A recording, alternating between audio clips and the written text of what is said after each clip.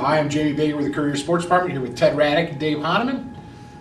Talk a little basketball today. I hear there's a few big games, kind of some big games over the weekend. Findlay High beat Cleveland John Hay.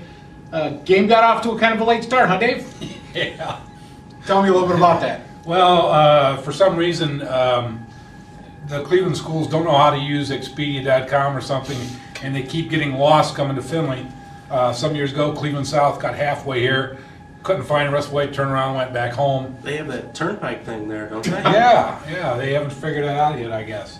But John Hay was coming down. They thought the trip would take 2 hours or an hour and a half or something like that, and it got to be 6:30 time to start the JV game, and they were still on the road. So, yeah, we got a little bit of a late start. Kind of be nice to see some more local teams come in instead of John Hay. I'm not sure what Findlay High paid John Hay to come here. I'm sure they paid him something to come here. But how many fans did they bring? A handful or so? A handful would be exaggerating things a bit. They did not bring a large crowd, put it that way. Well, I know they won't have to worry about this in the future because they have, they're going to be going to a 14-game schedule. But, it'd be nice to see them play a little bit more local team, maybe a Lima Shawnee, maybe a Liberty Benton. Well, they've got Shawnee on the schedule. Okay. And they don't have Ottawa Glandorf next year, but they're going to get them back on the schedule. They're in the first year of 7 one-year contracts. The track, the Three Rivers Conference, is going to be home and home for the first 2 years, and then afterwards, I guess they're thinking about doing something what the City League does now: play one round, and the top teams will advance to a tournament playoff format, and that will open up your non-league schedule again.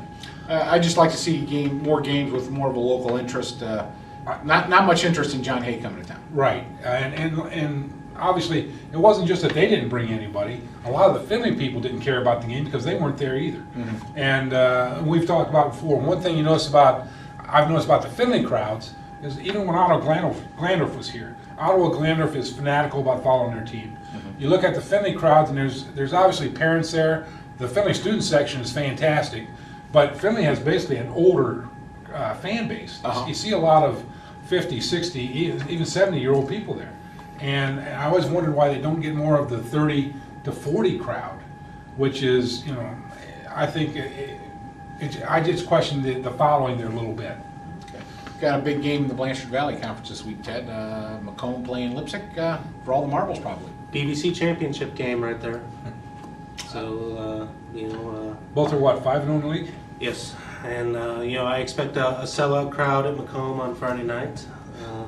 It should be a great atmosphere there. Well, they don't have to take the turnpike to get there. So. No, I don't think it'll take them 2 hours to get from Lipsick to McComb. So we got that game, and we'll have plenty more sports this week from swimming, wrestling, basketball, even gymnastics. We'll have all that more in the Courier this week and online at thecourier.com.